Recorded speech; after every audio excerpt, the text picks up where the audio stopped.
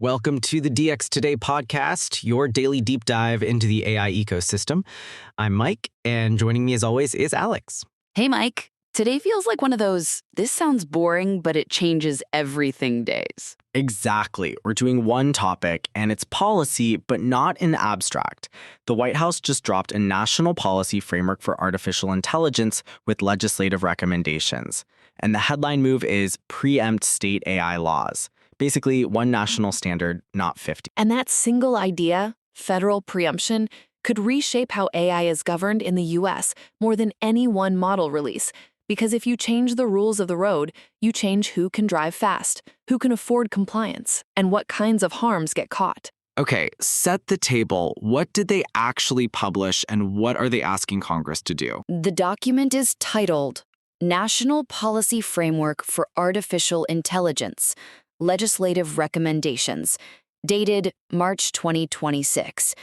It's structured as a list of recommendations across several buckets: protecting children, safeguarding communities, intellectual property and creators, free speech and preventing censorship, enabling innovation and AI dominance, workforce readiness, and then a whole section, Section 7, calling for a federal policy framework that preempts what it calls cumbersome state AI laws. The preemption piece is the one people are buzzing about because we've been watching states, California, Colorado, Illinois, New York, float different flavors of AI bills.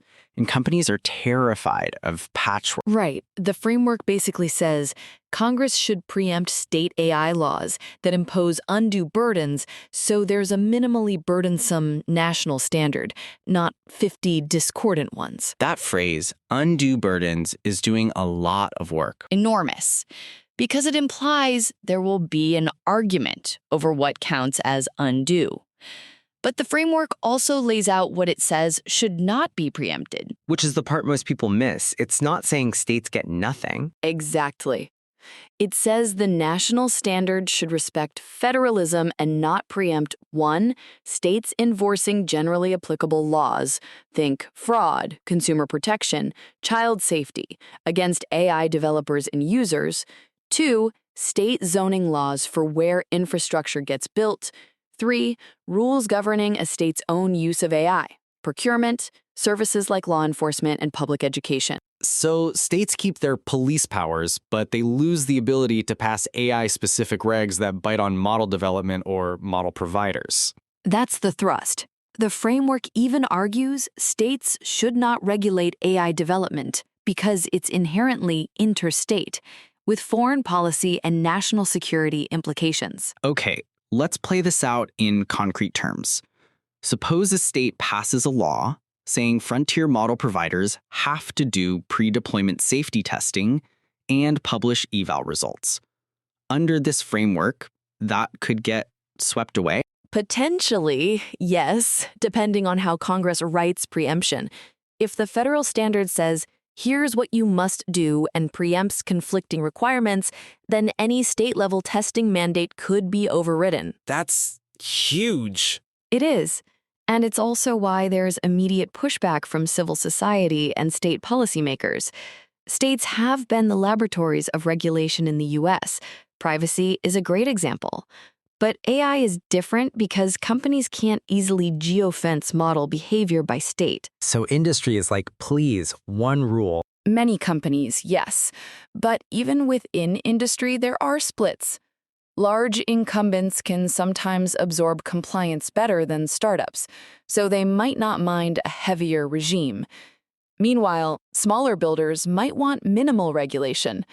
Preemption plus a light federal standard could advantage fast movers. That's a good point. People assume one national standard always favors big companies, but it depends on the strictness of the standard. Exactly.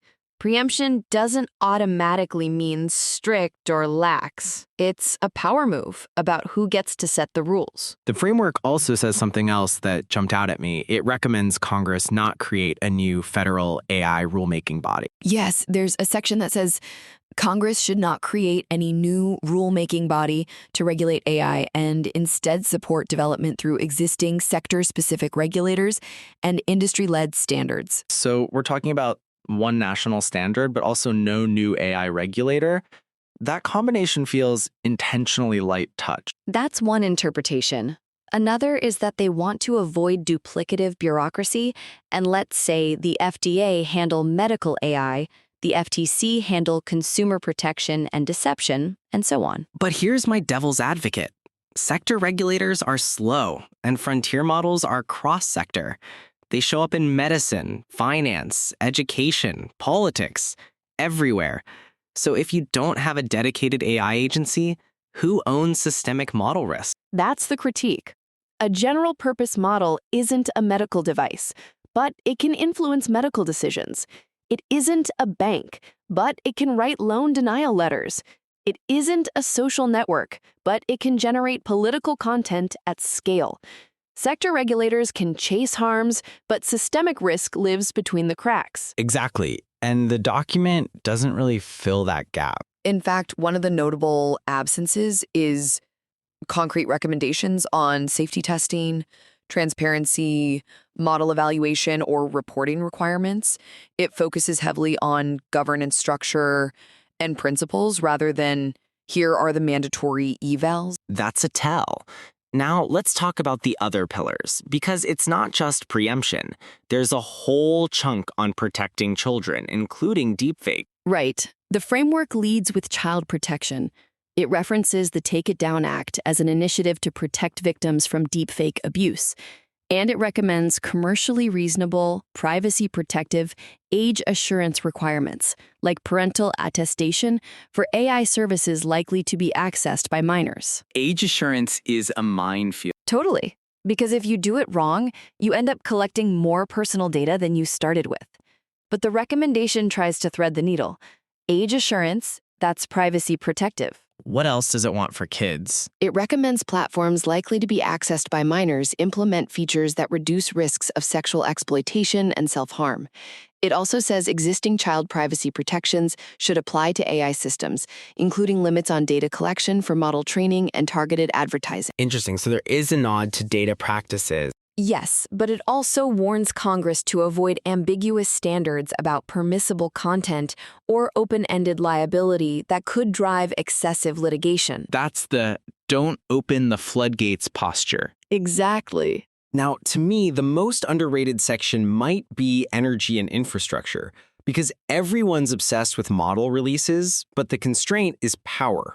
The framework has a section called Safeguarding and Strengthening American Communities. One recommendation is that Congress should ensure residential ratepayers don't see increased electricity costs as a result of new AI data center construction and operation, what it calls a ratepayer protection pledge. That's political reality. If electricity bills spike and people blame AI data centers, you get backlash. But in the same breath, it urges streamlining federal permitting so AI developers can build or procure on-site and behind-the-meter power generation to accelerate AI infrastructure build-out and enhance grid reliability. Which is basically build faster, but don't make voters pay. Yep, and that's a tension. Grid upgrades cost money. If you want rapid build-out of data centers plus new generation, someone is paying. Ratepayers, taxpayers, or the companies. Let's connect that back to preemption. If the federal government is trying to preempt state AI laws, but states still control zoning, then the infrastructure fights shift to local permitting battles. Exactly. The framework explicitly says preemption should not override state zoning authority. So even if states can't regulate model development, they can absolutely influence where the data centers go. Okay, let's pivot to IP because that's another hot rail, training data. The framework takes a stance, carefully. It says the administration believes training AI models on copyrighted material does not violate copyright laws, but acknowledges arguments to the contrary and supports letting courts resolve it. And it urges Congress not to do anything that would affect the judiciary's resolution of whether training is fair use. That's basically, we think it's fine, but don't legislate it. Exactly. Then it suggests Congress consider enabling licensing frameworks or collective rights systems so rights holders can negotiate compensation without antitrust liability, but without specifying whether licensing is required. That's clever. It encourages a market mechanism without admitting the training is unlawful. Right. It's if you want to license, here's how to do it, rather than you must license. And then there's the digital replicas concept. Yes, the framework suggests a federal framework protecting individuals from unauthorized distribution or commercial use of AI-generated digital replicas of voice, likeness, or other identifiable attributes, with exceptions for parody, satire, news reporting, and other expressive works protected by the First Amendment. That sounds like a direct response to deepfakes, celebrity voice clones, and political impersonation. Exactly. But it's also hard to implement because defining what counts as parody versus deception is context-heavy. And because there are legitimate uses, dubbing, accessibility, satire, journalism. Yep. Let's talk politics for a second. Why is preemption surfacing now? The short answer is acceleration. The AI economy is moving fast, and states are trying to fill governance gaps. From the federal perspective, a patchwork could slow deployment, create uneven enforcement, and potentially conflict with national security priorities. So the federal government is signaling, we want a single lane, and we want it built for speed. That's the AI dominance framing. The document literally has a section called Enabling Innovation and Ensuring American AI Dominance. It recommends AI regulatory sandboxes, more accessible federal datasets in AI-ready formats, and leaning on existing regulators rather than building a new AI agency. I want to push back. AI dominance can become a euphemism for do whatever the biggest companies want. That's the risk. But there's also a strategic argument. If the U.S. slows down with fragmented rules, global competitors might capture market share, set standards, and influence geopolitics. Sure, but speed isn't the only axis. Trust matters. If people don't trust AI systems because of fraud, bias, deepfakes, then adoption stalls anyway. Agreed, which is why I think the most interesting question is, can you have preemption and still have meaningful accountability? So what would meaningful accountability look like under a light-touch federal standard? It could look like strong enforcement of generally applicable laws, fraud, deceptive practices, discrimination, plus targeted sector rules. It could also include procurement standards. The federal government can set requirements for systems it buys or deploys. And it could include national security frameworks, capabilities assessments, reporting, although this particular document is thin on specifics. And if you're a startup listening, the question is, does this make your life easier or harder? In the near term, possibly easier, because you might face fewer state-by-state obligations. But if preemption leads to uncertainty, like court fights over what's preempted, you could end up with legal ambiguity. Also, if the federal standard is influenced by incumbents, it might bake in compliance that's expensive. So either way, policy becomes part of product strategy. Exactly. AI builders can't treat policy as a back-office function anymore. Let's do a quick scenario. Imagine Congress passes a preemption law with minimal federal requirements. What happens? You'd likely see faster deployment and fewer AI-specific constraints, with enforcement channeled through the FTC, sector regulators, and general laws. States could still sue under fraud or consumer protection laws, but they couldn't impose bespoke AI compliance regimes.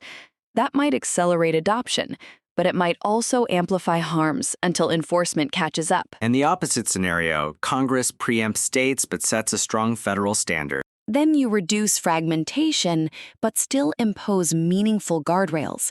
That could be better for trust and long-term stability. But it depends on how the standard is designed. especially around evaluation, transparency, and liability allocation. Liability is the big one. The document says states shouldn't be permitted to penalize AI developers for a third party's unlawful conduct involving their models. That's a key line. It suggests a preference to shield model developers from downstream misuse liability, which is a huge, contested question. Because if the model enables mass fraud, who bears responsibility? The model maker, the app developer, or the user? I'm going to be provocative. If we fully shield model providers, we're subsidizing risk. We're letting them externalize harms. That's one view. The counter-argument is that open-ended liability would chill innovation and force over-filtering. And remember, the framework also emphasizes preventing censorship and protecting free speech. Right. There's a section about preventing the government from coercing providers to alter content based on ideological agendas. Yes, it recommends preventing the U.S. government from coercing technology providers, including AI providers, to ban, compel, or alter content based on partisan or ideological agendas, and providing a means for Americans to seek redress from federal agency efforts to censor expression on AI platforms. That puts content moderation and safety in a political vice. Exactly. If you push too hard on safety, you risk accusations of censorship. If you push too little, you get deepfakes, scams, and manipulation. Okay, bringing it home. What should listeners watch next? Because this is a framework, not a law. 3 things. 1, whether Congress actually takes up a preemption bill and what undue burdens is defined to mean. 2, whether any federal requirements around testing, transparency, or reporting get added, because the framework doesn't specify them. 3, how states respond. Some may pivot to enforcement of general laws, procurement rules, and zoning battles around data centers. And if you're in the AI industry, this is the moment to realize policy is now part of your scaling plan. Exactly. The U.S. could be moving toward a world where AI is governed more like telecom or aviation, federal rules, national strategy, rather than a patchwork. And that's the deep irony. The hottest story in AI this week isn't a model. It's the fight over who gets to regulate the models. That's a good tagline. That's all for today's episode of the DX Today podcast. Thanks for listening, and we'll see you next time.